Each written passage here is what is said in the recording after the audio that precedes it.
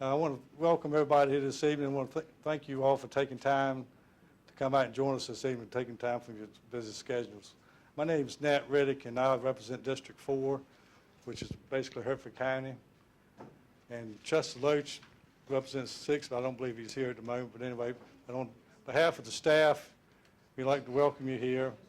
We started this year's meeting last week, about 2 weeks ago, I guess it was. And the team has put together a really good program tonight. It's full of a lot of good information. They're going to discuss things. Here comes Mr. Loach. They're going to discuss things that are happening with the cooperative today and in the future. They're going to talk to you about programs to help you save money on your electric bill.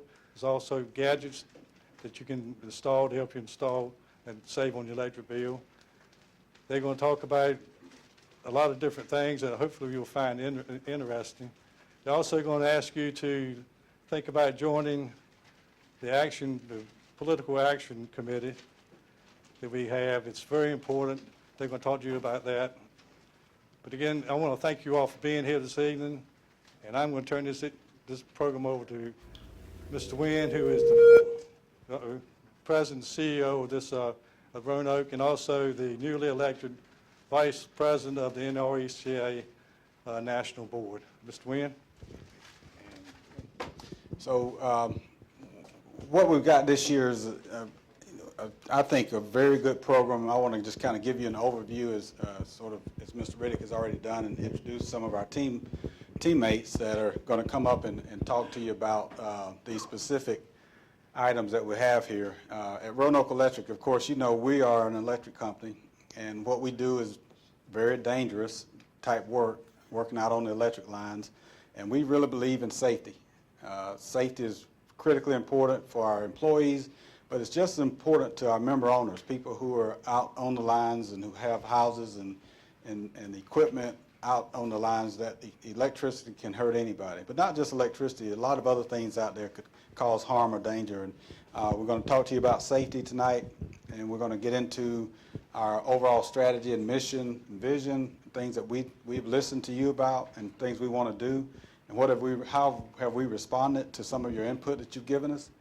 And we're going to have a call to action to ask you to meet us halfway on a couple of things, and then, of course, we're going to have some questions and answers. I do ask that if you have questions, just kind of hold those to the end, and we'll have a chance for you to ask all the questions you want to ask before we leave tonight. But going back to safety, the person who heads up safety at our co-op is Becky Austin. She's going to come at this point and give us our safety message. Becky. Thank you. Good evening, everyone. First, before I actually start off with our safety message tonight, I just want to kind of let y'all know, if in the event that we do need to exit this building, there's an exit right here behind me, and there's also an exit right out here. If we go out this exit, we will actually meet across the road. If we go out this exit here, we will actually meet right on the other side of this chain link fence out here. Okay, and the bathrooms are right out this hallway. Right as soon as you go out this hallway, it's right across from you. So if you need to use the restrooms. So to start off with, anybody recognize this first symbol right here? Y'all seen this before? What is it? It's called a dig. It's our North Carolina One Call Center. That's the number that you'll call if you're going to be doing any kind of digging or excavating in your yards or anywhere that you'll be. You'll need to call them so that they can actually locate any kind of underground power lines, utilities such as phone, possible gas lines in the area, and they do need at least a 3-day working notice for them to come out. Next, I've got distracted driving. When we think of distracted driving, cell phones plays a big key in distracted driving. It does, but also think about the other things that do. We're rushing. We don't finish getting ready before we walk out the door, so we're still putting makeup on and doing our hair. Also think about other people that are in your vehicles. Sometimes we get distracted by other people talking to us. So make sure that you stay focused on what you're doing when you're driving down the road. Then next one I got is fire safety at home. When we talk about fire safety at home, make sure that you have working smoke detectors. Whoa. We have working smoke, make sure you have working smoke detectors in your home so that if you do, in the event, have a fire, that something will actually signal and let you know that there is a fire. Rule of thumb is when you do your fire, your batteries, make sure that you actually change those out during the fall and spring time. That way you know your batteries are in good condition. Also, make sure that you have a fire evacuation plan for your families, just kind of like we went over before I started, to kind of know if you have to exit in different directions and stuff, that you can actually meet at a certain place. If someone has to go out the front door, someone has to go out the back door. So just remember to go over a fire evacuation plan.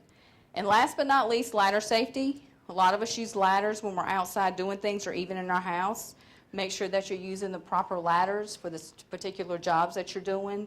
Make sure when you're using your ladders and you're positioning them and stuff, when you're outside, to look for like overhead power lines.